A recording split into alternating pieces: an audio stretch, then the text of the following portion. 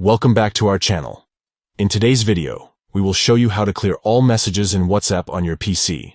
By following these simple steps, you can declutter your chats and start fresh. Step 1. Open WhatsApp on your PC. Ensure that you have the latest version installed for the best experience. Step 2. Now, locate the gear icon at the bottom left corner of the screen. Click on it to open the settings menu. Step 3. Once you're in the settings menu, navigate to the Chats tab. This is where you can find various chat-related settings for WhatsApp. Step 4. Under the Chats tab, you will find the option to clear all messages. Look for the Clear All Messages button and click on it. Step 5.